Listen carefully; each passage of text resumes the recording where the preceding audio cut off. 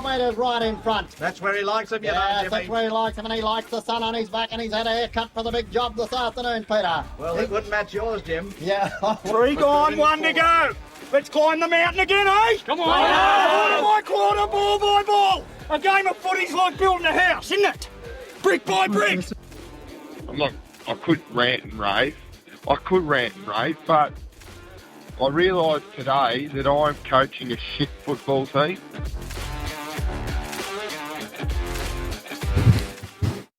Salt mode on. G'day everyone, welcome back to episode 2 of Bring Your Boots. Jesus, pretty echo in here. We're in the, what's this sort of area here, Trav? What's this called? This is the tennis room. Tennis room. We're in the tennis room. The only other room available was the gym, but we got James Dent in here and I thought he might be a bit out of his element if we went into the gym. So we're in this room. Hopefully it's not too echoey for everyone, but yeah, we're here to wrap up the Brookton Pingelly versus Boddington game here that happened at Brookton Oval. Yeah, we'll get stuck into that a little bit later, but we just need to tick the big ticket items off the list, mate. First of all, my dim sim review. Plenty of people suggesting go to Stumpy's Roadhouse for my dim sims, and gutted to roll in there. And bad. Not one dim sim in the joint. Then I got told if you want a dim sim, you need to ring up and pre-order. I was like, That's how good they are, though. You're just missing out.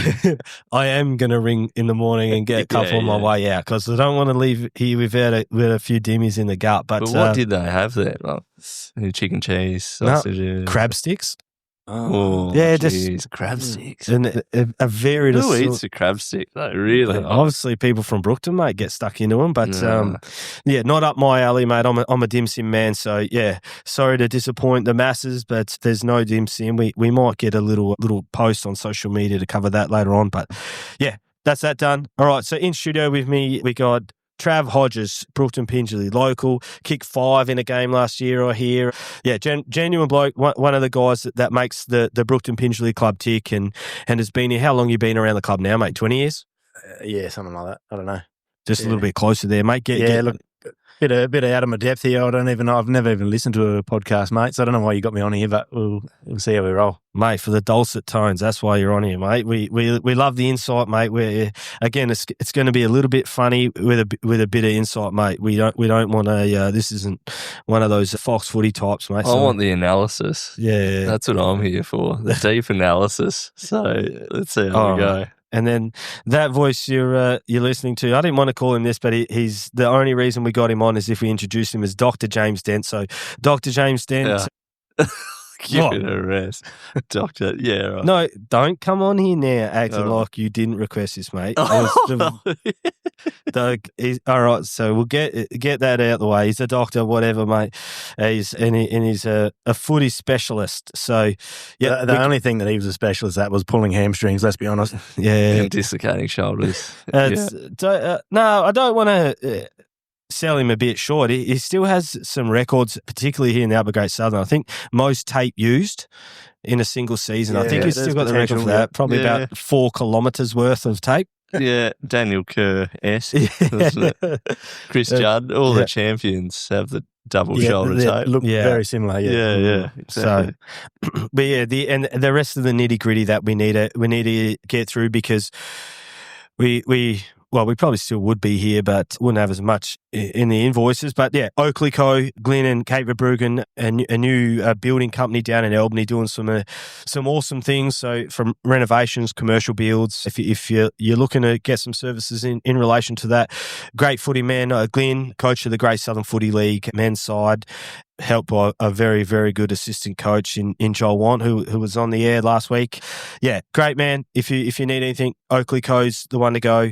Westerberg Marine, they've still got the boat giveaway going. I think that goes for about another 4 weeks, and that's $100 ticket, and you can win a $97,000 a boat, and it's a Westerberg as well. So you know it's as good as you can get. And one of my businesses, one of my only business, KRM Hot Shots. Yeah, I don't imagine there'd be massive amounts of people targeting what I do, but yeah, if there's anyone that's looking for some hot shot sort of stuff, give us a call and we'll square something out. One of the major sponsors as well, Cannabis Botanical Distillery. So we're just going to get straight into it. It's lane work. One of a good mate of myself and Dr. James Dent's in Matt Beaton.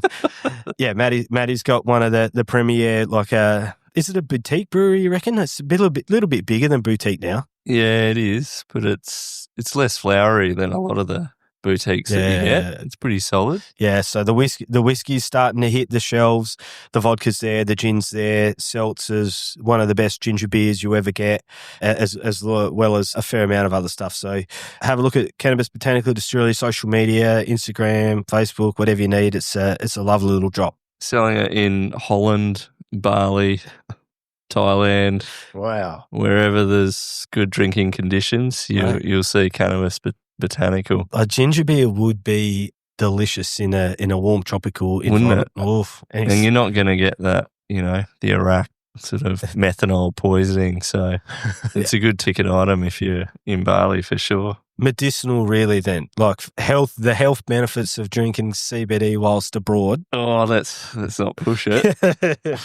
All right, let's get into it again. It just seem to be food reviews here. So the salad roll and the coffee, Dent, a lot of carrot. There was a lot of carrot in the salad roll. I'm not sure who's doing them, but they were good. So probably some really lovely volunteer. Yeah. So thanks for your time. But thanks to the carrot. Yeah, but lovely. I think I'll give it a 6.7 out of 10.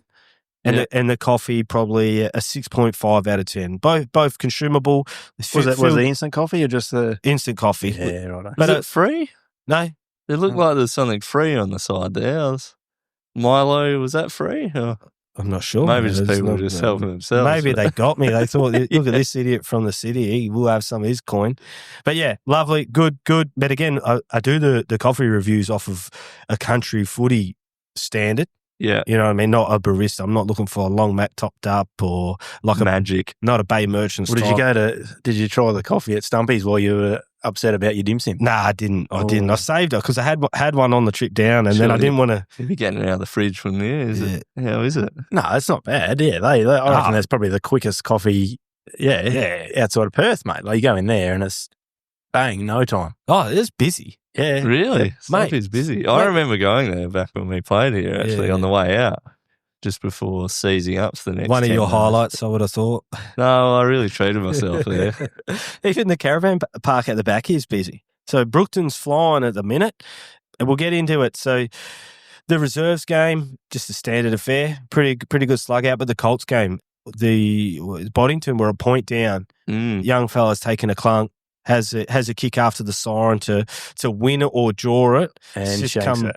Oh, when I say shake, come off the side of the boot. Didn't go out of bounds on the full though, did it? But he was pretty happy about it. That's probably the happiest I've seen anybody who kicked a point. He was up and about, and I mean, fair when they drew it, but yeah, it's pretty up and about for a point. I think he might have been a bit stoked it wasn't out of bounds on the full.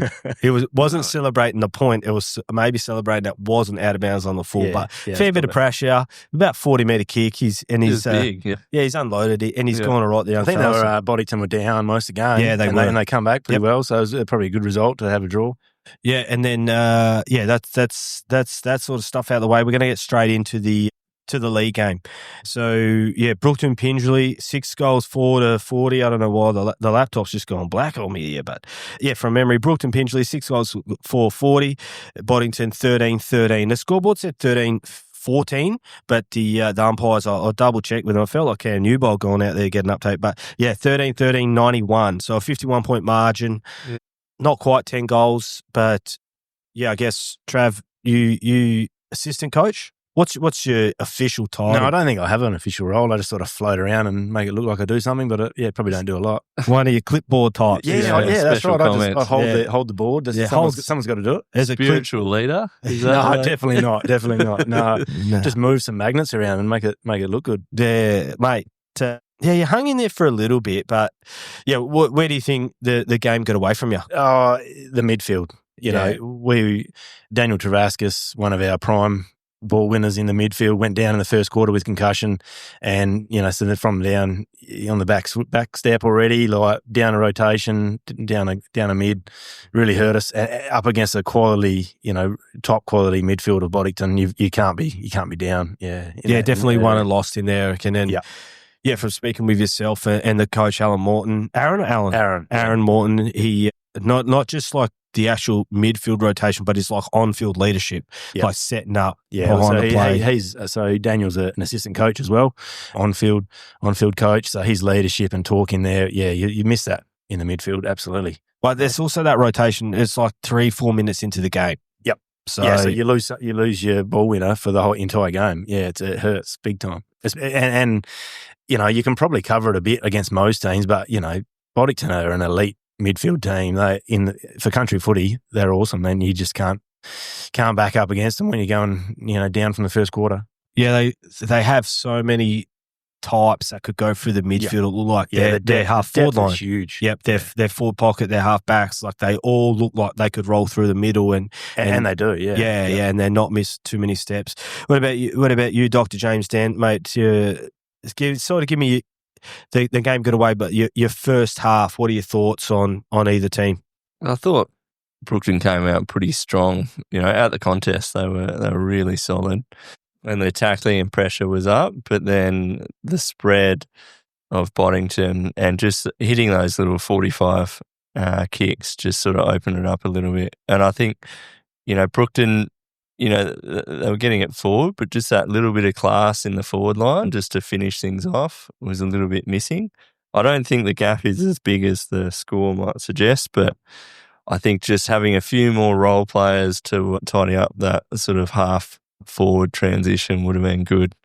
And, if you get someone like Woodsy having a good game and sort of tearing apart that part of the ground, then I think you're looking at a different result. But can't all rely on one person. Everyone needs to do their bit. Yeah, early it felt like Boddington had plenty of inside 50s, but Brookton's pressure across half back, their defensive 50 tackles was huge. Like it just seemed like someone was just about to have a shot on goal tackle.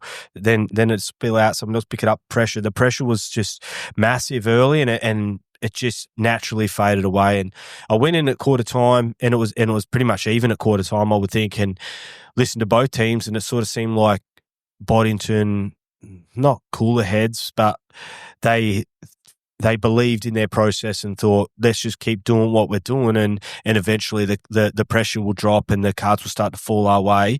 Is that your side that you put out there, Trav? Is that score reflective of what you would have thought going into the game, or how did you assess that? Yeah, we had, talking about the back line, we had some pretty key outs. Josh Hughes is a 6-time best and fairest winner off a half back. He's huge. We're missing him.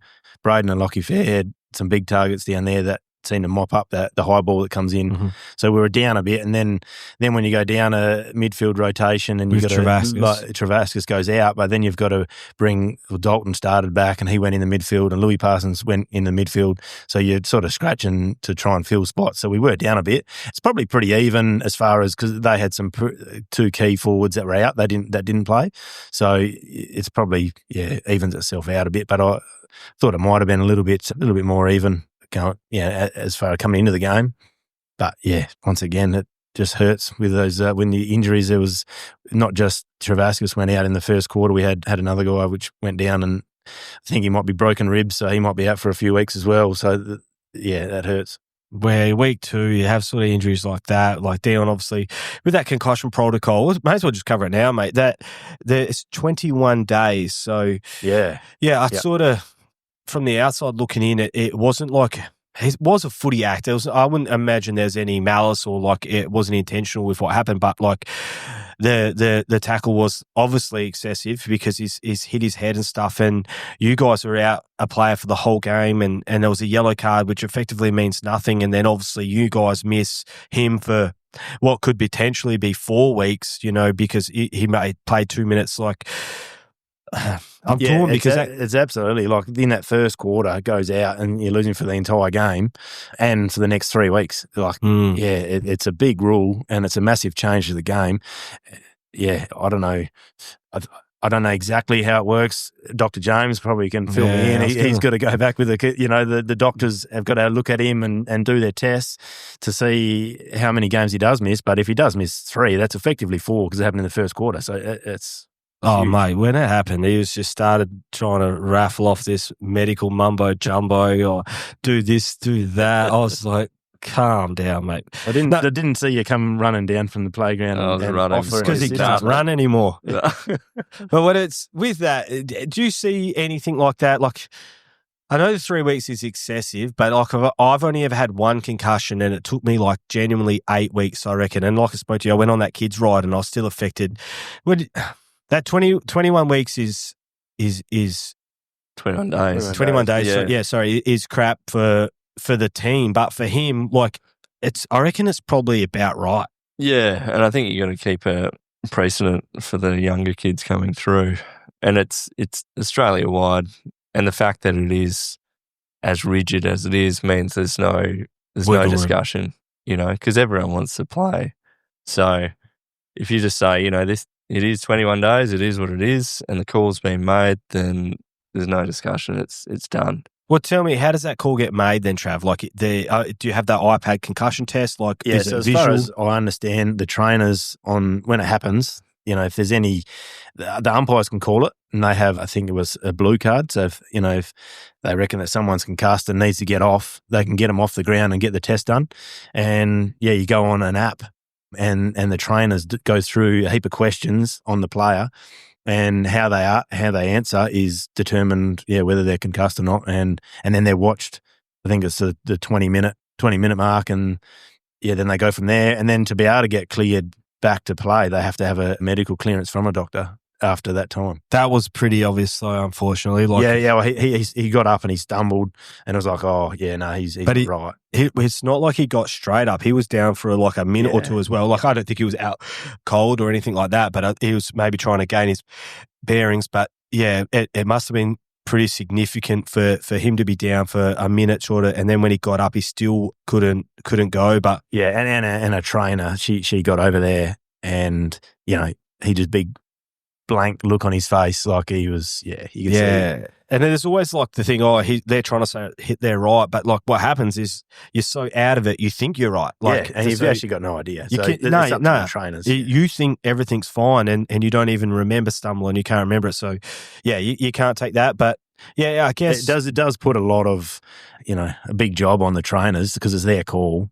It's for volunteers. Like most of the trainers out here in country footy are all volunteers. They're not doctors like Jim Dog here. No, I did not hear that today. But there is no one out here that's gone to medical school. I heard that 19 times, I reckon. Oh, talk it up.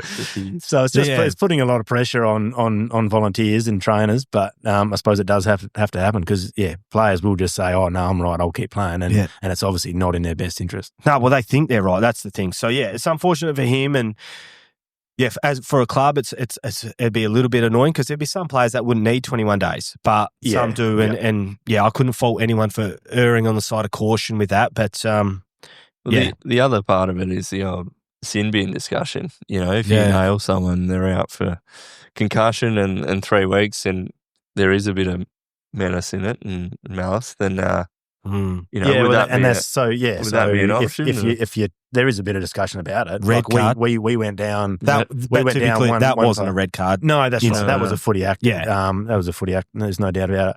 But and he did get a yellow card for 15 minutes. But we effectively are out. Down a player for the entire game. There is discussions whether the opposite team should go down one as well. But can you imagine how many Trav would have got? Oh.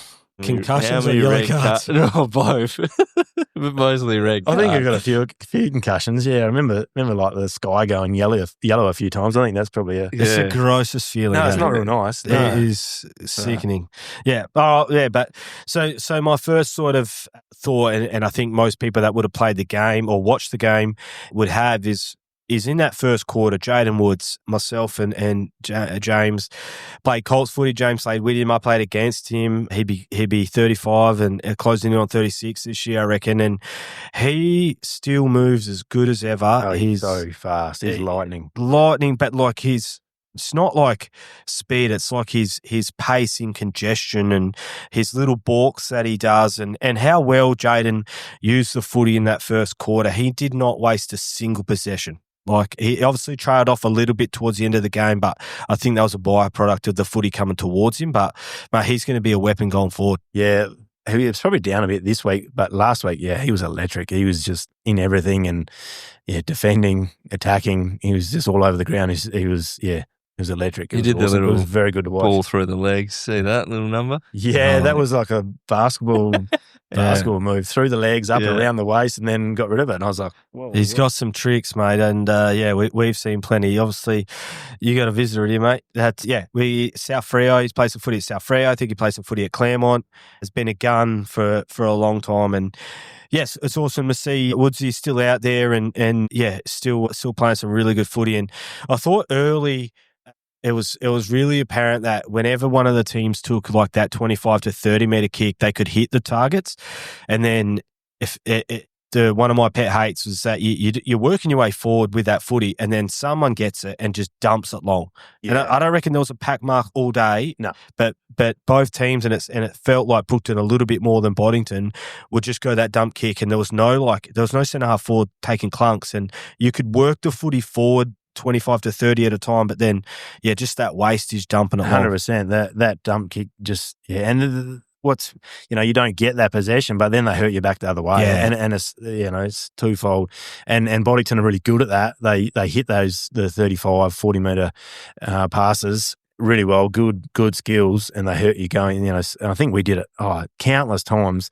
Just almost gave them the ball, and then they just hurt you going back the other way. And that was definitely broken down over that half forward, centre half forward role. Yeah, that's breaking down seems to be what it was for me. It's like you guys matched them early, and then they continued to play the same way through the whole game. And I don't know if it was effort or maybe their class just sort of prevailed. But I think if you can keep that up for longer, like there was a period there where I was like, if they get one or two here, like it's game on, and it was deep into the game. There was a bit of a point there, where if we had got a couple, it would have probably. Put the pressure on a little bit. Just that second quarter got you. The first half of the second quarter, they kicked 3 or 4, I reckon, and sort of gave themselves that lead that they just sort of extended 1 or 2 goals each quarter. The other thing I found early was Boddington real wasteful by not taking the first option. They sort of not got ahead of themselves a little bit, but like when the runner was there, someone would just look at the runner instead of giving it, and then they'll get in that pressure that we spoke about, and then they tidied that up pretty quickly after quarter time with the messaging from the coach. They tidied it up, and they're a slick outfit. Yeah, they use the outside run pretty well too. That there's just free numbers outside the contest. They get the ball in their hands and they use it so well going forward. It would have been frustrating. There's nothing worse than looking at your opposition just handballing, hitting those little kicks and running off. So yeah, and in those passages of play when they're so clean, it's almost like you can't do it. You can't touch the ball. And it's both sides though. Like those repeat leads, like and everyone would be guilty of it. You're manning up, and someone goes for like a 20-meter lead, and they don't get used. Then they stop, and then like you stop. But if they go again, you're like, nah, they burnt them the first time. I found that happened a little bit today, and Boddington were, particularly in the last half, were patient enough to wait for that second lead when Brookton wouldn't go with them that second time. Like you chase them up, and you're like, I've done enough here. Like, and everyone's guilty of it, but class.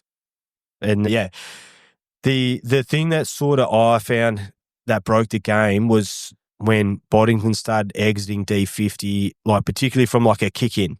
They were just walking it out. They went coast to coast 3 or 4 times in that second quarter. Just like whatever was happening defensively for Brookton, it sort of, particularly when Boddington kicked out or took a mark in their D50, they just went coast to coast like far too many times. Yeah, they use that link up play very well, like around the wings, and they've done that for a couple of years now. That seem to got some good ball users off that half back line, up their wing, and then they're coming forward 50 entries pretty slick, and it's pretty hard to stop. Yeah, because they had a fellow kicked. I talked to Darcy Andrews, one of the coaches from Boddington. He was saying one of their full forwards kicked like 70 goals last year or something. Lloyd Padwick. Yeah, Padwick. So he's an interesting player. Like he's not your typical lead up mark forward kick. He does that, but then he wheels around, and beautiful. He's sort of got like a soccer background, I think. Like he sort of hooks the ball, but he kicks some goals. It's 70's a good effort. Yeah, no, many games. I think he kicked 6 last week. Yeah, like that. if you look at the stats, I mean, 70 or 60 or 70 in a 14-game season, that's pretty impressive. 6 and 7 a week, it's pretty good going. And if there was a weakness today for Boddington, Dent, man, I would assume it would be the forward 50. Yeah, absolutely. I don't think today there was really that forward on either side that really just demanded it and dominated it, because for Boddington, there was some beautiful delivery. I'd 10 years ago, I'd love to be playing enough. But I don't know how many goals came from the midfield of Boddington. Most of them. Exactly. It was quite a few. Dylan Kerr kicked 2, probably could have kicked 4. Number 4, Zach Pretty. I think he was half forward, but he played like a high half forward. He kicked a couple. Yeah, and he went through the midfield as well. Yeah, like his delivery inside and very good. And it'd be scary if they had someone that could take a clunk or like a real hit up forward. Like Luke Kirk did enough today, but I'm not sure he'd be like he wouldn't be locked in a full forward. I think like he a pocket was a maybe bit under the weather. He actually goes through the midfield as well. Yeah, okay. So usually. So that's what I was saying before. The midfield depth is huge. I think they've got another import this year in Dobson. I think he kicked 5 last week as well. So, he didn't play either. Yeah, they were two big outs, and that's what I said. It sort of evens it out a bit. We had some key defenders out. They had some key forwards out. So yeah, so they were very short in the forward line. Yeah, really short. Yeah, it's pretty scary if they get two big goal kickers in, kick 11 goals last week, still to come into that side. What sort of side's that then? Like Boddington, obviously they won the premiership last year. You would imagine one of the premiership favourites going into this year. But like you've been around the league a long time. I know you guys have dropped back into B grade for Landmark this year. But like, how's that side compared to one of the best sides you've seen getting around?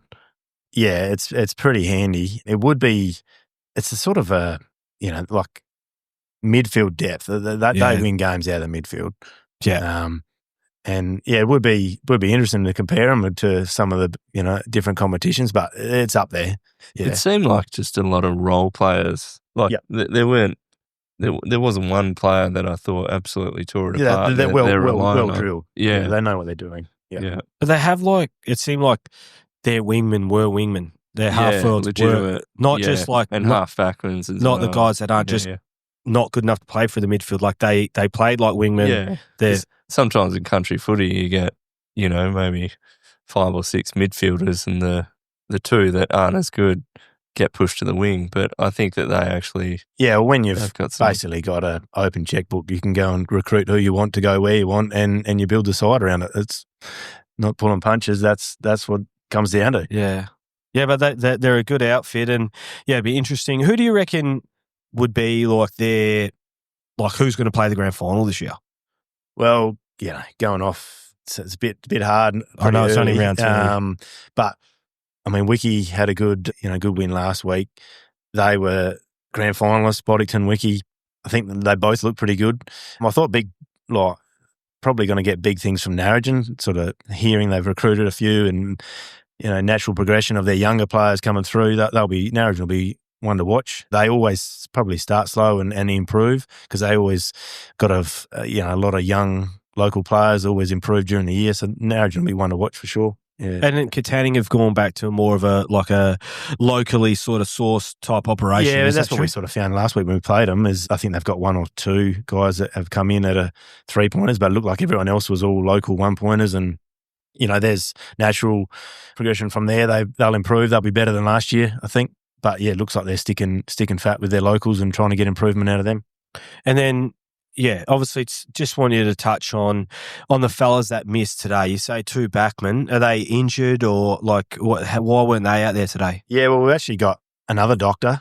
Yeah, Lockie Faird. He's in between studying to be a doctor. He's not a doctor yet, so he's in and out depending on where he's at with his study and his prac and that.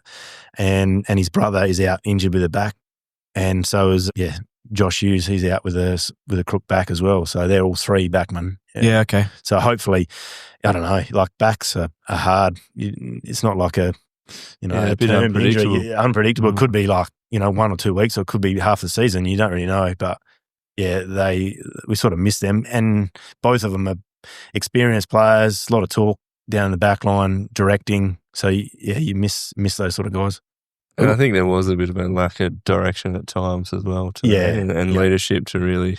Well, certainly in the last quarter, in the last half, Jacob, the captain, he's provides all the talk down in the back line. He was so good. Yeah, he was good down back, but we had to push him into the midfield just because we were out of depth and out of legs. Then you miss him down back. And we miss him down back. We need like 4 of him. Yeah. But you can't have him everywhere. So we pushed him in the middle, and then you miss him out of the back line. There's some big, strong lads in Brookton Pingelly. Like just looking at them run out compared to Boddington, some of the shoulders on these fellas are monsters. No, there is some big units. Yeah, they certainly tower over you. You got like 6 centre forwards, it looks like. Yeah, I wish a few of them would play like. First quarter they did. I thought, here we go. Panthers up and about here. Yeah. I just feel like, I don't know what you reckon, Dead Man, but you almost just wipe that and you'd want to assess the midfield, in another game. But I felt like their midfield got on top early and they were so reactive, the Brookton midfield, like, every time it went to a stoppage, they were almost going defensive. So it's hard to get a read on how good they were because they were just reactive all day, which is a bit of a shame because the ruckman, Liam Beacon, I think he won. He was so good. Yeah. He's and then, a weapon, that fella. And it didn't convert to clearance, did it? No. Fairly unassuming fella, but I reckon he would have got most of the taps today. A lot of hit outs and a lot of marks. Like he took a lot of marks around the ground. Yeah, no, I think went back really when he needed to. Like he took a couple of marks on the goal line. Yep, like a good backman, like helping out. Yeah, he was really good. And he pushed back too. It wasn't like he just trundled like Workman's sort of performance there as well. Yeah, he was I think Tom Hickey, like really. Tom Hickey, jeez. That's a big call. Meat and potatoes, but like grinded all day, won every time. He tackled, he pushed back when he needed to, and it's I don't know if it maybe not. I don't want to say outclassed, but it just seemed like everyone knows their midfield's so good. So when Boddington's midfield got up, then the natural tendency is to start going defensive, start being goal side, stop trying to roll the dice yourself. Like you got to. Yeah, and they're the reigning premiers. They've played like, last year all together. They've got good chemistry, whereas we're still probably building and still got a few different guys going through there. So it's going to be a bit of a building process. Mate, where's the mongrel from Brookton Pingelly? I don't know. It's terrible, isn't it? Nah, not anywhere, mate. Like I know all the boys would be mates with Dylan and Luke Kirk, but this is the first game they would have played against them, and I was waiting for it to happen, like rub a head in the dirt, whatever. And I know like Dylan and Luke country footy sort of stuff. Dylan and Luke would love it. But it never come. And I thought there'd be a little bit of spice in it, but not much of that. And it just seemed like they just let it get away from them. So disappointing. But who's next week for you guys? We play Wickerburn. So another grand final side from last year. So another tough out of the frying pan. Yeah. Hopefully we can get we're going to be a few guys down. We'd really test the depth, I think, next week. Yep. Yeah, unfortunate. Is that here or what is in Wickerburn on next Saturday? Yeah, that's a. Are you guys still rotating grounds? Pingelly here? Yeah. Okay. Pingelly, I tell you what, looked glorious this morning. Went and put my vote in today, and the turf is like the MCG. Coffee going. Good facilities. Did you grab a sanger at the vote? I did actually. Yeah. How can you not? $5. He's not missed out on a feed. No, I don't reckon. Doesn't look, mate. Have a look at him. The op shop is the jacket here. Yeah. And I'll just hazard a guess based on how he's presenting. Vote 1, legalised cannabis party, I reckon. Yeah, probably. Have a look at it. They weren't even in my top 5, I don't think. No, but I'll tell you what, shout out to the op shop. Funny, it's good. It's like the only shop open in Pingelly today. Yeah. It was, it's that busy they had to do extensions. Wow. Yeah. $2 for this thing. Mate. I forgot my jacket. That's why, or a jumper, as life reminds me. But $2. Too bad they weren't selling any more heads, mate. You could have grabbed a new one. Some good stuff there, though. But highly recommend it. Mate, just the oval just isn't in the greatest nick. It seems like it's in really good nick where like the hockey bit is, but like particularly the wing here, it's like patchy. Or I think earlier on it was real bad shape, and they had trouble with water or sprinklers or something. And in February, it was like dire. Like we wouldn't be able to. I don't think they even trained up here for a while. And then they poured the water on, and it's come back. It's a credit to the Shire for get it back where it was. It's still not awesome, but it's getting there. Like it was real ordinary. Yeah, early okay. on. Yeah, they had certainly some sort of issues. I'm not exactly sure what it was, but There's no blue metal on there. No, More just a bit of soft sand. I wouldn't mind rolling around on that. Better than- yeah, it's just this top side, and that's You always would be been rolling. this top side of the pavilion side of the oval's a lot harder. yeah. And I think that's so they have a bit of trouble, but. Yeah, because I've obviously never been here. We played that 1 year here, but I think they must have been building the joint. Yeah, that- Jimmy and I were talking about it before. I didn't realise, but so we played when the year you played, all the games were in Pingelly. Everyone. Yeah, okay, yeah. So that would have been, in the construction of this place. Yeah. So yeah, probably lucky. Like Pingelly's pretty good oval. Club rooms are great, but just I reckon they could probably update the honour board for the footy club. Oh, It yeah. stops at I was just 2011. waiting for that to come. One up. or two more seasons, I reckon they What could happened in update that. 12? Yeah, well, Surely. I'm not sure what year it was, mate. But For the listeners, Kurt Just- McCain won yeah, the for- best and fairest in Oh. 2012, and they stopped putting it on the wooden board landslide. in 2012. Mate, I'll good give call you- from them, really. I'll You don't chase want that it up sort for of you, blasphemy. K-Man. Mate, I'd sort of drag the kids over to sit at the table. Yeah, thinking I was go on, gonna- have a look, have a look. Mate, funny story from that night. I knew I had it won. I listened to it. I was that nervous. I brought a spare shirt identical to the one I was wearing. They had a little For the break. sweat. Yeah, for the sweat. I Really? went out there, quickly changed my shirt, came back in. And I then don't remember the speech. What was in it? my speech was, I'd like to thank Cam Jetta's hamstring.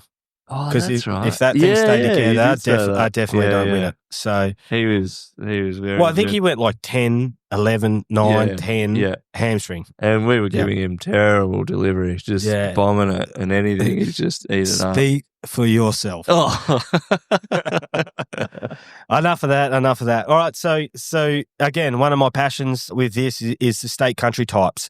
So obviously it's fairly elite and this is not a lock for them to be in the side, but I reckon from looking at the game today, I think probably the two that I could pick to be around the mark would be Dylan Kirk and Zach Pretty. Yeah. How do you read that? Yeah, I mean Zach's a hell of a football player, isn't he? He kicks a good ball, kicks some nice goals, and so does Dylan. Yeah, they're both right up there. Yeah, Yeah, just quality footballers. Yeah, like Zach, he's built for like a half forward. Like he hits up, he turns, makes his decisions really quick. He doesn't dump anything. Like every time he kicks inside 50, and he kicked this ripper goal out here. He used the wind well, didn't he? Yeah. And just swung it, swung it back, and and then Deal. I wouldn't say workman because he's better than workman, but he grinds all day. Yeah, and he runs like he's coming off an ACL, I think, pretty heavy knee injury anyway. Missed 12 months of footy, come back last year. Obviously played in the grand final side, so he's still working into it, I think. But he moves well. You know, nobody could catch him today. We sent someone to him and. Just because he was getting it, had it on a string. He was getting it all over the ground and uses the ball. Both of them just, beautiful users of the footy. Yep.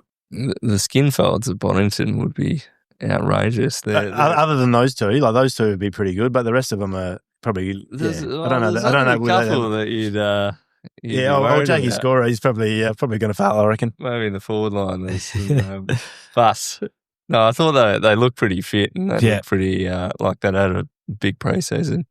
I thought when Pingelly came out, they looked strong and pretty solid. And I thought, it'd be interesting to see how they run Very this out. different sides, aren't they? Yeah. But how they look is how they play. Like Brookton are bigger bodied. They want that scrap contest, like counters at footy, and Boddington want it on the outside. And and when they got it on the outside, they're gone.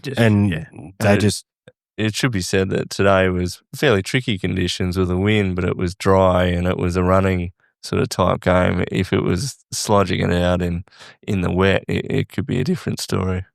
Yeah, what about, have you guys from Brookton Pingelly had any state country representatives like over the last couple of years, or a little bit shallow in terms of that proper top end elite talent? not like real elite. Yeah, haven't for quite a while. Mm-hmm. Yeah, been probably struggling in that department, but we've always sort of tried to just get a even across the board players, but we sort of haven't had a real standout for a long time. Need big Tim English back, mate. Yeah, we've got a few like Tommy Bletch down at South. Yeah, Tommy and his brother Jack and his the Bletchenden boys, the Bletchy boys, and Dustin Marshall, it's his cousin. There's a few few pretty handy guys that are down in Perth. If we can get them back, they'll be knocking on that sort of door for sure.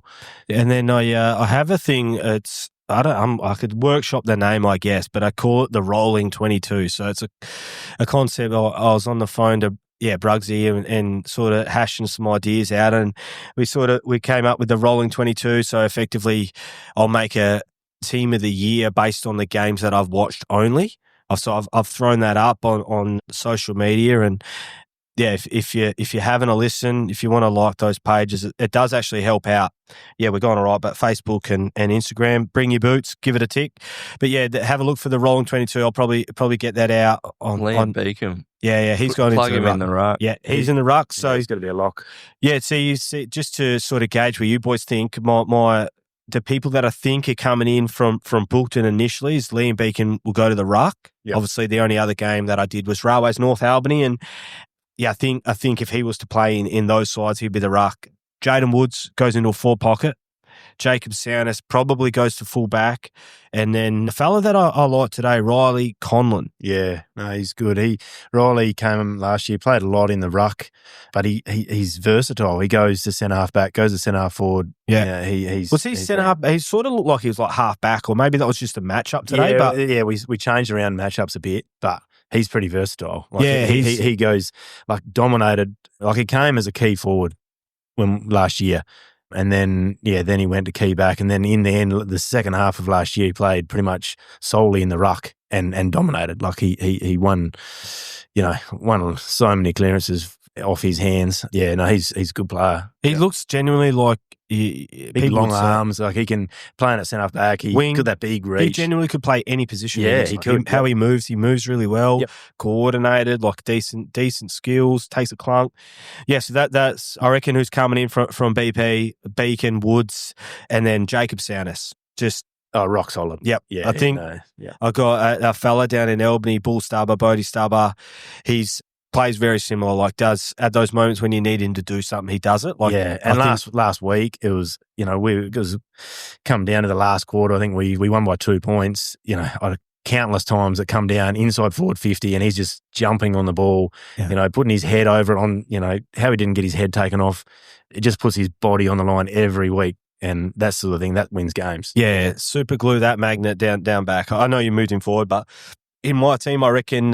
Yeah, I know there's a really good fullback plays for Dongra. His name's Nick Rowe. I reckon, he might vie for this fullback position, but I reckon pretty set.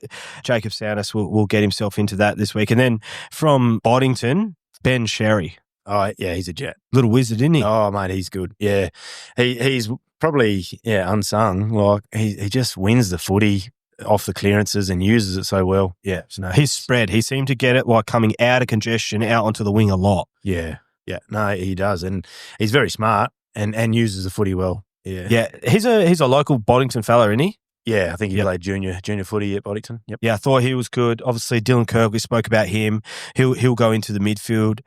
Yeah, I thought his ball use, I don't think he wasted a possession. Yeah. Like no long dump kicks, couple of goals out of the midfield. Just looked like he could roll from there, high half forward, like wherever he sort of wanted to. He was going for there. Zach Pretty, we spoke about him. He's like, he's like a modern day half forward, plays up high, gets plenty of the footy, kicks lots of goals. And one of the fellas that sort of, I thought would get himself into the wing is Harry Cabalzar. Yeah, pretty handy. Yep. Yeah, and runs up and back all day. Yeah, pretty like you say, they've got both sides of the wings. Typical wing players. Yeah, that's what I thought. They play that role very well. And he just looked to like get back a fair bit. Like he run hard to try and make that outnumber in defense and stuff like that. I thought, Harry was a very, very good wingman for them. So I think those boys will go in. I'll review it as well. And if you're listening and you got any suggestions, flick it in. I've got a name for you. Go. Matt Duamelli on the forward flank. Oh, Gemelli? Yeah. How do you? Is it Gemelli? How do you? Gemelli. Number 27, eh? Yeah, he was tidy. No, he's been around a while. Oh, mate, he's older than me. Yeah. I don't know how he's still playing. He was actually good. No, he was solid. Yeah, he was moves solid. well. When it came in his vicinity, he was hard at it. He's probably And he- changed roles before. Like, when he was younger, he was a mid gun. Yeah. Now he's probably changed roles a bit, but yeah, still knows this, smart footy player, knows how to use it. Yeah. And he won a few real key one-on-ones when it was up for the grab. So, yeah, put him in there, mate. All right. Let me Have a think anyway. No. I do rate that. I'll have to have a look. I'll just quickly look while we're on air, mate. I'll have a check. So where do you want to pencil him in then? A half forward flank. Half forward. So we got Dylan Scorer and Jackson Lombardini. So one rowers, one north. I reckon. You could probably make a case for that. And even in my forward pockets, I still got Jaron Woods and Regan Christensen. So I reckon Giamelli is probably not a bad shout, mate. Giamelli, I'm going to go with. I hope that's you right, got mate. Regan in there, have you? Regan Christensen. Yeah, he's a grew up in Pingelly. Did he? Yeah, no. Mate, he's down at North Albany at the minute and was their pretty. family moved down there. Yeah. And it's good. He's going well. Yeah. He was good. It's obviously, that's my first game, so I only had two sides to pick from. But wherever he stays in this week, I'll have to consult my statistics, mate. We'll see. I'll go gut feel. When are the stats coming out? Don't know All the when. stats in your head. Yeah. Yeah, okay. You just sleep on it. Yeah. See what No, comes out. I've never met a man that can count his own stats as well as three other blokes while mate. playing. Unbelievable. Mate, easy. I win. never knew my stats until I started playing with Cayman. Yeah. K-Man, how many do I have that quarter? Yeah. You guess Not many. I actually think, I remember there's one of the War Boys, they count their own runs every single game because, he said, like, you have to keep yourself accountable. It's not like this is how many I've had, but it's like, oh, well, I've got this, I've still got work to do. Like, and that's where I first started doing it. And I just think it actually keeps you honest. Like, and then if you're going all right, then you're like, well, if I keep working the hard, tail goes up. yeah, you know what I mean? Like, I'm on it. Yeah. if I've had 10 in the first quarter, Yeah, I'm like, well, I'm going to absolutely go nuts to try and get another 10. Like, or if on the other side, if you've only had 4, you're like, well, I need to get to work here. Like, 10 yep. tackles, I just think it's impressive that you can do it. I was umpiring the Rezzies today, and one of the guys asked me what the score was. And I was like, mate, what do I look like a goal umpire? I'm doing the central. When you say that, mate, I used to be able to keep my stats at Dent's because his was 2. Oh, I believe. So I seem to remember that's you get actually against Boddington when you got injured, and you had to sit there and you're having a solo and fussing and sooking. Never been Probably injured. hurt his shoulder, which used to be made of glass. And I think I had 32 and 2 actually. Oh. So there we go. We've just lost half our listeners there because they've seen you play footy in real life. All right. Yeah, so that's sort of is the game. Unless you guys, you got any notes on that phone, Denty, or they're just messages that you've been getting through the whole time? No, nothing. But yeah, so what we do now, I've caught up with some fellas and did these post. Fuck, I hate doing these post game interviews, man. You feel like an idiot with a little like, hey man, Everyone's looking at you. yeah, it does. It's really Gets awkward. his I don't. microphone out of his back pocket. Yeah, well, I put it in there because I don't want to walk around with it and look like a complete knob. But then I feel like maybe everyone thinks I'm real cool, or thinks I think I'm real cool with it in my back pocket. So I don't know where to throw it. But no, You dressed up for today too. I thought that was a nice touch. Wow, this is just. Yeah, have you seen the shoes? I just on didn't him? dress down. Leather, boots. RMs too. What, are you planning on playing today? You got the black I pants. was planning on it, mate, and then I zigged when I should have zagged last week. and- I'm very disappointed. I even talked you up on the group chat last night. I was like, look for the K-Man in the Rezzies. He's just going to chop. treated myself. And then I got here this morning and he's pulled out. Can I take you through the messages I got throughout this week? Just shows the sort of commitment for this bloke. So first of all, I didn't want to believe I was hurt, to be honest. That's what it was. I he was- said, first of all, he called me. He said, yeah, we're playing. And then also, you need to create a play account, put in a transfer, we're playing. So that's Monday. And then, fuck it, I can't. Too sore. I've broken a rib or something. Could not breathe this morning because he played his first Rezzies game in a long time last week. And then, no later than yesterday, saying, bring your magic, Denty. I'm on. I'm playing. And then I get a phone call this morning.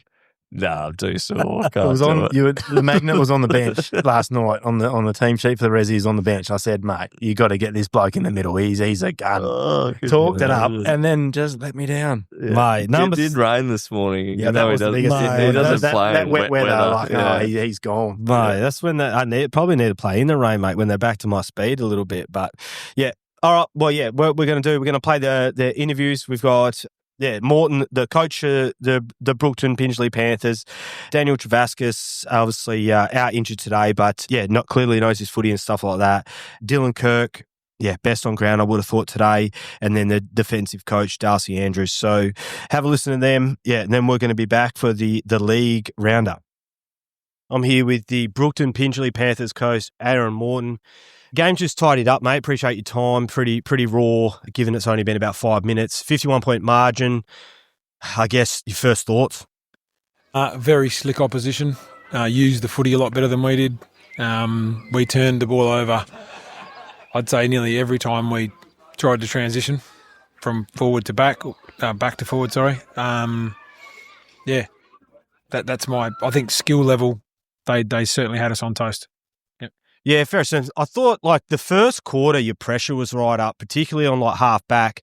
They were sort of had a heap of looks at goals and the pressure came for them, but the pressure seemed to fall off, and I'll probably agree with you. Just when you look short and lateral, like particularly Jaden Woods early, looking for those little 25-metre side kicks, they'll fine, and you move forward, and then anything sort of long down the line, it seemed to come apart for you. Is that something you're going to work on during the week?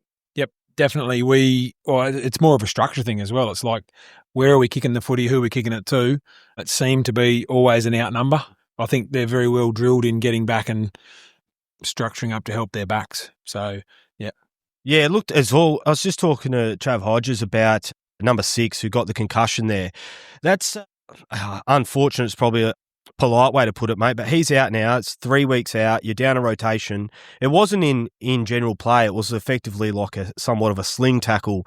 How hard was it to be rotation down effectively from 5 minutes in? Very, very difficult, because he's one of our assistant coaches and we do a lot of work during the week on our rotations, which he's a big part of. He's a bit of a general out there as well. So I think it was a big dent to a lot of blokes' confidence as well that he wasn't out there. Yeah, his leadership was definitely missed, 100%. Yeah, so again, the game, it seemed tighter. They always seem tighter, but like there's plenty of highlights and plenty of positives from it. Effectively, I felt like you matched them early and sort of just fell away towards the end. If you can continue that through 4 quarters, then you're probably half a sniff going forward. So looking forward, what's one thing you're going to try and get the boys to tidy up?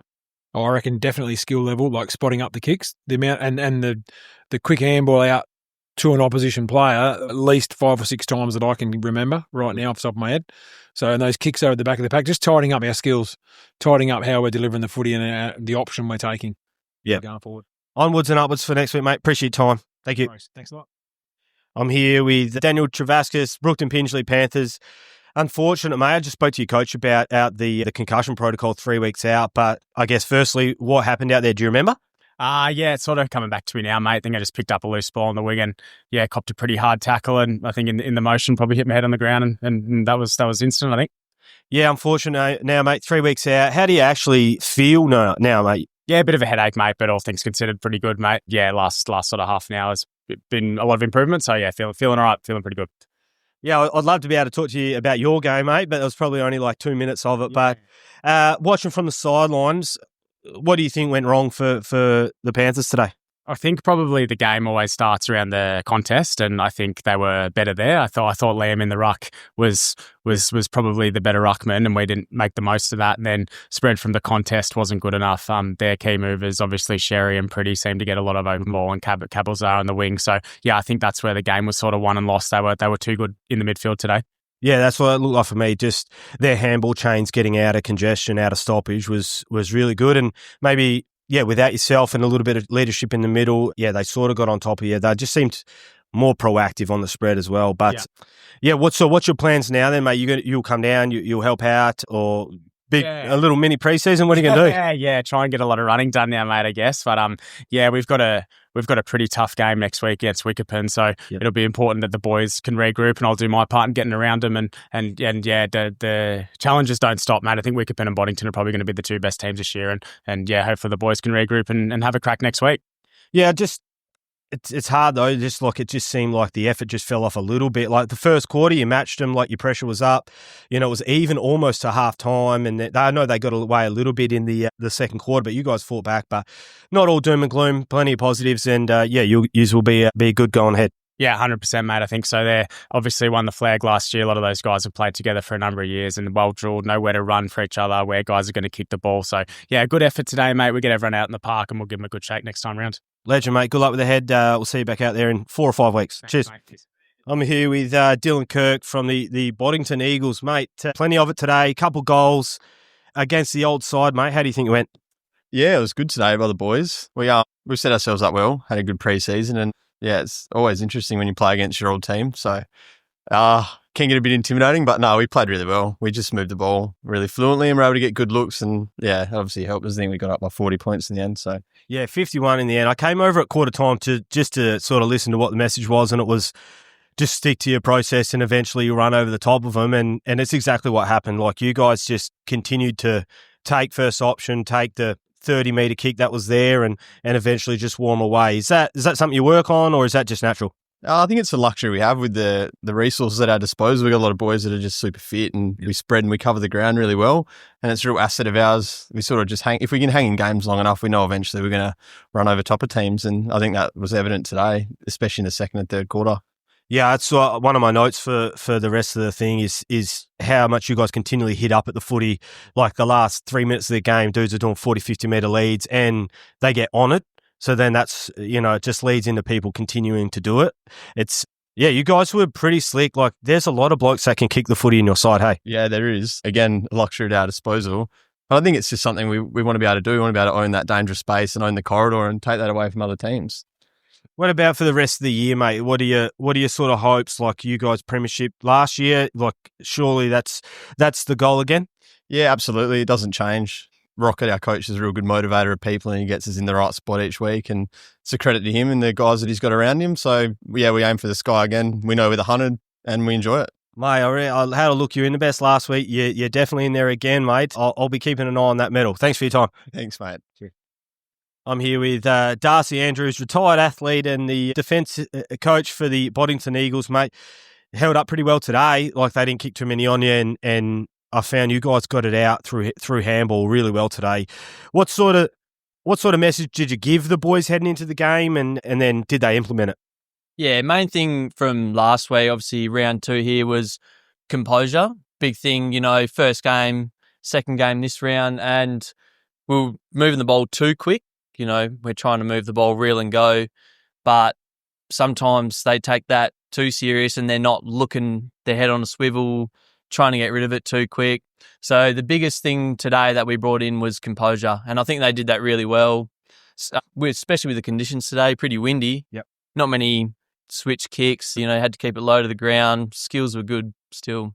Yeah, it was a little bit deceptive, mate. Watching from the boundary line here, it didn't seem that windy because you're protected by the clubhouse, but then those bigger trees out the back, they were heaving, hey? And then you could see a few of the kicks weren't going, but yeah, I thought your back line got better as the game went on, and the run off half back was good. Like, what are you going to try and improve on from that game going into the next game?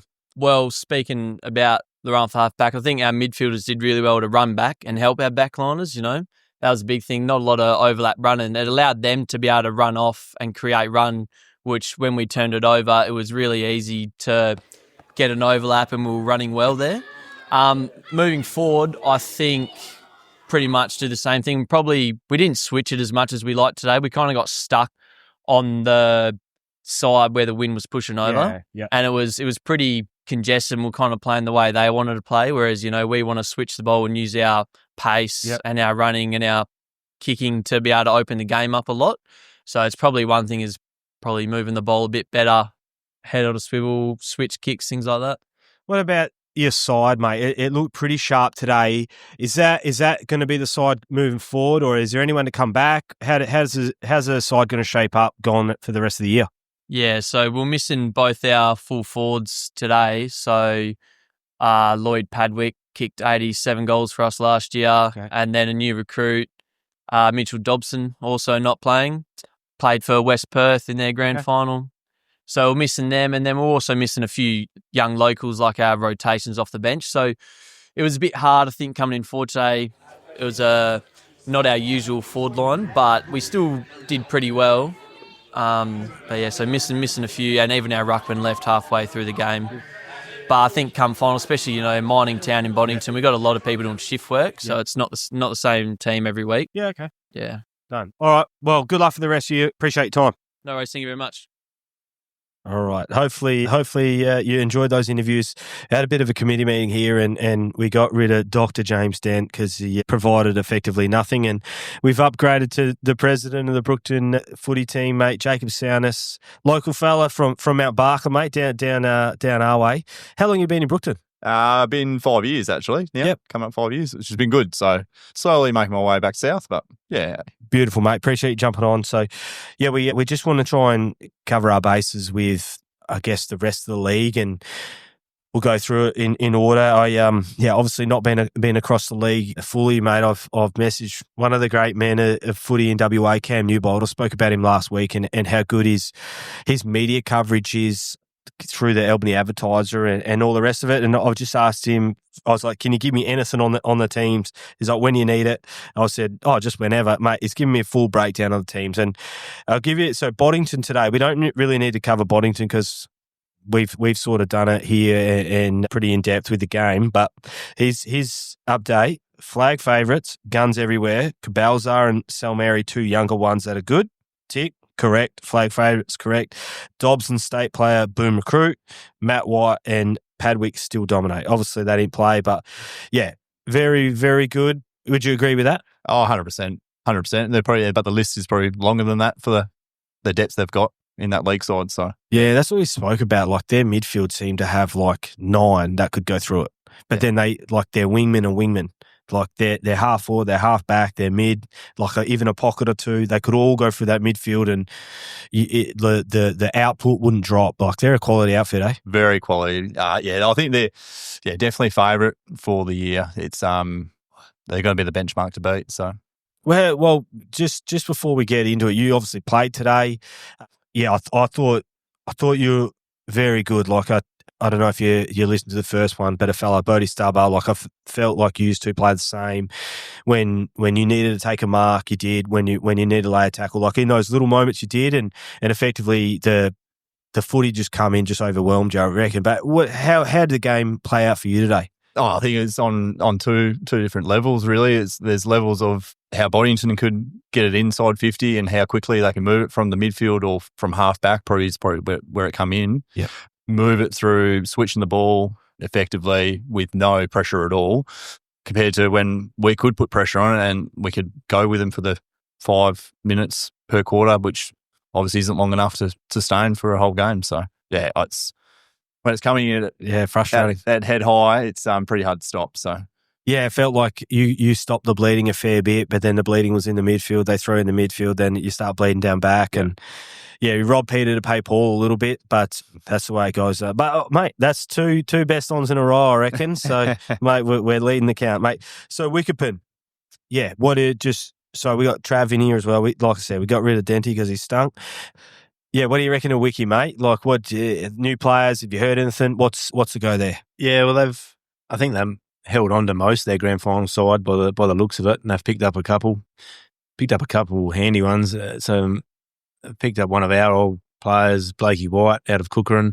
I think he was in the best players last week. So, just a guy that lives in Yillering, works in Narrogin, so he's sort of local out there. Be pretty handy when you pick up those sort of guys, as well as a couple of others that they picked up. They'll be certainly thereabouts. Like that, they'll be up there with the Boddingtons that come the end of the year, I would have thought. And then a new coach is Dion Anthony. Again, the info I've got is via Cam Newbold, so I know it's spot on. But Dion Anthony is obviously a footy man. Very much a footy man. Yeah, I think he'd just bring a world of experience to that footy club. Obviously, they've had good coaches in the past, and I think he will hopefully, for them, speaking association-wise, bring another level for them all going well. So, and then player coach. Player coach. So that leadership's on field. Mhm. Very good player. Oh, yeah, lead from the front.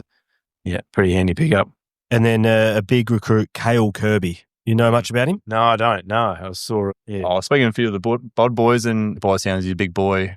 I think by sounds sitting at full forward. So Full forward. yeah. Fuck, man. If you could have a full forward in this league, like we spoke about at Boddington, like if they had a weakness today, it was like nothing inside 50 in terms of like contested marks or something. So I think if they get those boys back who can take a clunk, like far out, you could just dominate, eh? 100%. Especially with that footy coming in. Like it comes in pretty good. Comes like, in pretty good. The entry's pretty handy for him. So And then, Ryan Melvin wins a lot of the ball, and a young bloke is Flynn Spark. yeah, Flynn's, I think he's just hit his straps. As getting older now, I think what would he be, early 20s, if that. Yeah, hitting his spark now, well, literally spark now. So, but Plugger's just going to keep doing his thing as per usual, running the midfield and, providing contest. So you would imagine then, just based off of what I've sort of learnt today, Boddington Wickepin is sort of the benchmark. Is that fair? Yeah, I'd say so. They're always been up thereabouts every year. So I think you always look to those clubs that have success, and you sort of try and hit those, or look up to them at least, and see what you can learn from that as an experience, and to provide to your club. So. And then, you guys had a look at Katanning last week. Who would you? So I did it last week. Most valuable player. So obviously, not have to be their best, but like having a first-hand look. Who do you reckon would be like Katanning's most valuable player? It'd have to be Jimmy, I'd say.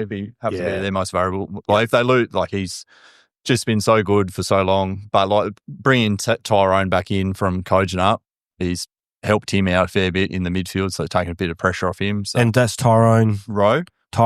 Yeah, so big, tall lad, but strong, like just dominant from Koji Cougar.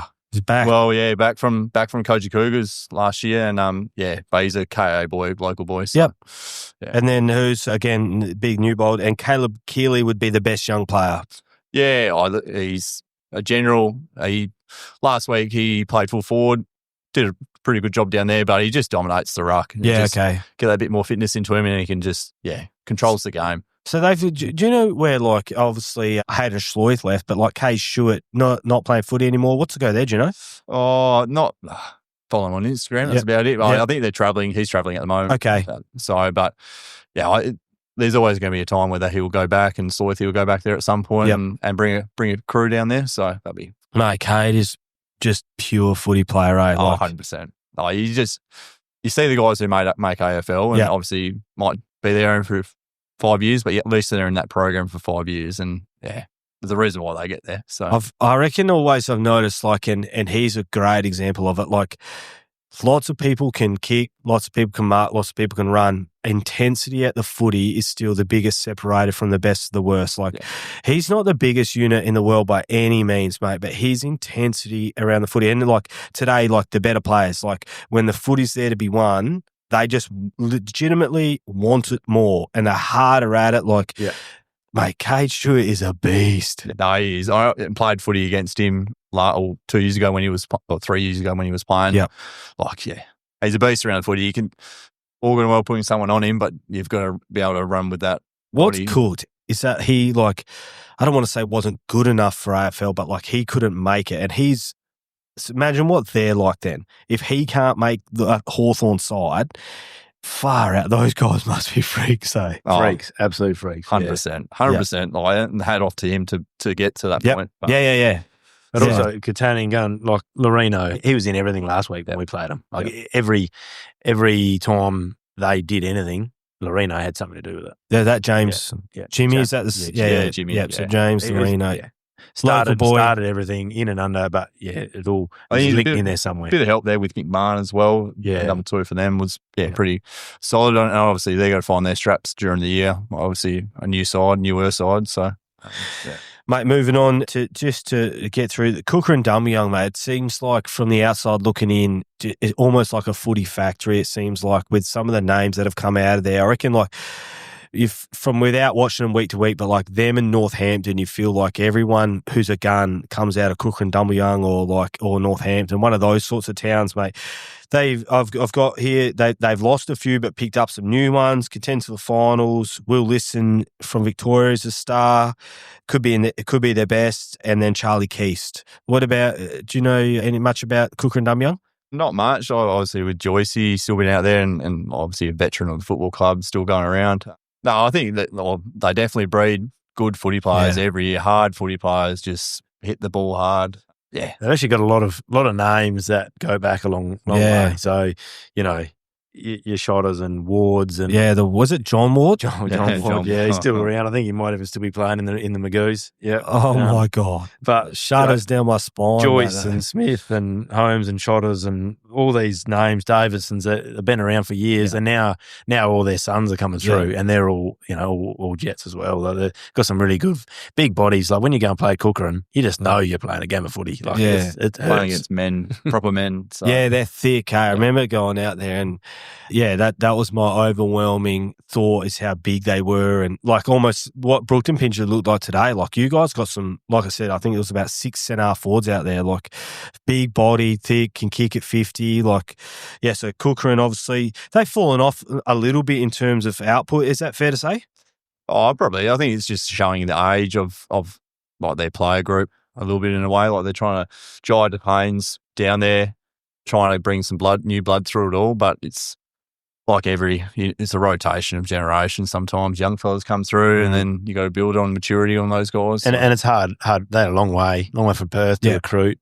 So when they lose, I think they have lost a couple. I think Joyce has gone back to Lake Grace. Is that right? I think he was listed last week. Right. Or Justin Joyce. Justin Joyce was. Yeah. So right. So, but yeah, I mean, we find it hard enough here in Brookton Pingelly to get recruits. It'd be even harder out there at Cooker and to get them to come. So, yeah, but they seem to be always in and amongst it every year. Yep. Yeah, thereabouts. So they're always going to be a competitor. So. And then Narrogin. What have you heard about Narrogin this year? What are you thinking Narrogin are going to present? I think, the talk was Narrogin were going to be the big mover. I think they've recruited a few and held on to their young guys, developing the young locals. So, and I think as the season progresses, they'll get better. I think, they went down by 30-odd points to Wickerburn, but I think they'll be better than that by the end of the season. They've got some good players. They got some good midfielders as well. So it'll be interesting when they do come up against the likes of Boddington, how they go. But yeah, they've got a couple of recruits to go along with their local guys. So I think they'll improve. Is this a spelling error from Cam? Gregor Taylor, or is it Gregory or Gregor? Big ruckman, saying that he's won a hyped up preseason, few big name ins. Gregor Taylor, big ruckman, and a kid that I've had a fair bit to do with. Colin Jackman plays some footy at Claremont. Yeah, he's this Railways fellow. He's a ripper kid. He's travelling down from Perth, and I think he'll play full forward, centre forward, somewhere around that. Play some league games for Claremont. I think he might have been the best players last week. Yeah, he was definitely in the best players. Anyone coming out of the waffle will definitely present, and obviously they've got to build that around him. Obviously he'll be, I imagine, to be playing centre forward role, and and a Casey Beard, young gun in defence. BP boy, another one of our players. Another one of our players playing for someone else. He's Casey. Panthers, mate. We're bleeding numbers here. What's going on? Casey, hat off to him. He's hit his straps. He's developed into a fine back or fullback or centre half back. He just plays anywhere. He's a good. Reads the football well, just, good fella all around. So. Couple in the middle, killer in the midfield with Hill as well. They've got some good movers. I know last year here in Brookton when we played him, killer he killed us. Like he just tore us to bits. No, he was just too fast. We couldn't have any. We spent about 4 or 5 different blokes to him. We just couldn't catch him. He's quick. Yeah, they're probably their top 8 are very handy. It's obviously just trying to get the other 12 to go there. So, and then he's thrown BP in here, pretty bang on. But we have spoken about Brookton fairly being about contending for finals. Jaden Wood's a huge in. tick, and Daniel Travascus, huge in for his second year. So Cam doesn't miss too much, mate. Old new Yeah, bowl. he's in, but he's out. So Yeah, that's 3 good. weeks. Yep. Yeah. But yeah, we spoke about Jaden earlier. Like, he hasn't lost his speed. He's just done it for so long. Yep. I debuted against him Yep. when I was in Mount Barker. Like, just quick, and he's still quick doing it now. So Yeah, it was funny. After the game last week, there's guys like, who's number 16? Yeah. Like, he was quick. Like, he's old, but he's got grey hair, but like, he moves. Yeah, he does have greys, eh? Old Woodsy, mate. But he's quality. Yeah. but it's hard to get a word out of him at the moment. Yeah, so, but ever. But no, he's a good lad. Like, he just rocks up each week so far and just does his thing, plays in the midfield, does his role, plays in the forward line, does his role. So, Yeah. no, he's been good. Still quality outfit, a player too, mate. And he still presents like he looked like that 20 years ago. Yeah. Exactly the same. So, no, he's a gun. He'll play a lot of good footy for you this year. Wagen, Kim Monteith, the coach. We've got the young gun, Sean Garlett, and Max Mum. I'm not sure how you say his name, Mummy or Mummy. Yeah, Mum. Max Mum is one of the big guns coming in. He's a waffle man, eh? Sounds like it. Yeah, and another one. I think he was in the best players first week. So, yeah, I think it was a big import. Mm-hmm. Yeah. What about Wagen? Like, do you reckon the distance from Perth actually ever affects how you can recruit? Like, Boddington would obviously be the closest. Brookton's pretty close as well. Like, the distance, how much does that really have to do with it? I think they have it to make it look sexy. Like, you got to drive 2 hours to go and play at a home game, and then the rest of your games are either, if not closer or further away. So it's, I don't know. I think travel plays a part when you're ever recruiting to find someone, where you are, 2.5 hours away or 2 hours away from Perth. Like, it's a long way to drive. That's just to the game. Yeah. Like, but I think you just got to tell the guys, like, you just got to come out, play footy with your mates, and build that culture. Like, sometimes it's hard, but you just got to push through it all. But yeah, I think Wagen, if they can beat Williams on the weekend, and Williams always going to be thereabouts as per usual. Yeah, I think they're going to look handy this year. So Yeah, and it sounds like Wagen have had a good pre-season. They had a buy-in down there, so from the local guys. So if they've got a couple of handy recruits, then yeah, they could be fighting for that probably third and fourth spot. Yeah. Right, and then last but not least, Williams. The Williams Cats, is it? Yeah, Williams Cats, mate. Yeah, they're there. So they're expected to drop off. They must have lost some players or something like that, but a big name recruit, a big name, Jared Morton, but like he'd be pushing on, he'd be 36, 37. Yeah, no, he only played a couple of games of resis for Beverley last year. So I think it's just how his body goes. Yeah, okay. Pulls up on him is the thing. Like, still talent. He's played AFL, so I think they had Williams did lose by the sound of it a few long-term travelling players, which hurts because they're like one-pointers. Mm-hmm. But I think they've picked up a few, and when you play Williams, it's a tough game every week, so they'll be fighting thereabouts. So they've just got a program and they stick to it, and it works. Like, it's just a system that they keep. And they've got good depth. Like their B grade is strong every year. Yeah, they got huge numbers in the B grade. I think and they've always just that depth. If someone goes out, someone comes in, they just keep playing that same system. And so that's the thing how they do it. Yeah, one of the younger fellas, Cam says, is Noah Logie. Yeah, little gun forward, is he? Or forward, and he rolls off the wing. I'm pretty sure he did last year. So yeah, no, he's pretty slick. Like, he's I think he's given him this year. I reckon you hit his straps. So he's definitely got all the talent in the world. So, and then obviously one of the state country players, I guess, with Simon Peniza and Kyle Shanahan's also a bit of a weapon. Yeah. Oh, I think between those two, they sort of run the club and or run the league side, and having Peniza there, obviously back playing footy, and just does his thing each week, turns up, competes, and then Kyle Shanahan in there. It's just an animal. He loves it, loves footy. So to tidy this all up, mate, who's it's probably a little bit unfair to ask yourself who the premiership favourite is, but based off today, you've only had a look at Katanning and Boddington, and there's a few unknowns in terms of who else has recruited or lost, but who would you sort of predict would be making the grand final this year? Oh, I think Boddington are always going to be a contender there, and yeah, you hope one of those other teams like a Narrogin or a Wagen will float in there in the top two. But yeah, I think Wiki, they just do it every year. They just play the 14 rounds. And to a Wiki, point. I said they got a crew there that have been playing a lot of footy together. They've been playing together for ages. Like they got the same guys coming out of Perth. They've played a lot of footy together. They proved in the finals last year. I don't think many people gave them a chance to make the grand final last year, and they did. And they, up until like half time, they were right in it, up to their neck. So they'll be thereabouts, absolutely. And I think there'll be some probably big movers in. I think in maybe I think the competition might tighten up a little bit, to be honest. Like it won't be much of a fall away. Catania definitely going to win games this year, and I think everyone's. I think it's going to be pretty even across the board. You've got your leaders in Boddington. I think they're the standout, and then sort of Wickerburn, and then down. Everyone else is going to be pretty tight competition. I think. 100%. And then I've got a sort of, with the country footy stuff, I love the state country program, and then the nutrient carnival, mate. I couldn't believe you guys are back in B grade. Like as a league, I don't know when the last time that would have even been a consideration to be dropped. Yeah, it's been a long time. They've been in the A grade for a long, long time. Like, yeah, I couldn't tell you when or if we've been in the B grade. Yeah, it's been. Yeah, that's fair. What about do you guys? I know when I was in junior footy, the Upper Great Southern was not only in the A grade but winning, dominant in the A grade. So I'm not sure. Yeah, how long? You have to go back a long time.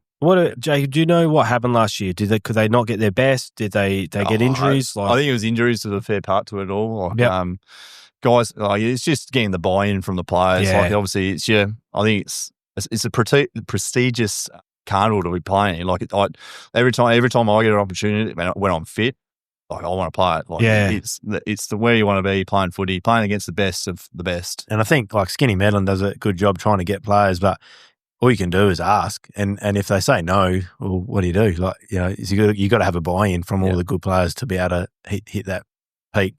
I'm not sure if it's still the case, but in the Southwest, if you got selected and didn't play, I think it was like a 4-week ban, and the only way you could get out was a medical certificate. Really? Yep.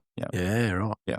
So like, I'm not sure I don't know if that's too far or not, or maybe if you implement that, you never have to actually do it because everyone knows you have to play. Yeah. Like it might be like a rough year or two, and because every league's the same, Great Southern, and no one comes with their best side. Yeah. But maybe the Southwest do. But yeah, well, and in the last couple of years, probably they haven't. They've got some guns. I think they've just had the buy-in. Like Tommy Lee talks about, like they have the same rule.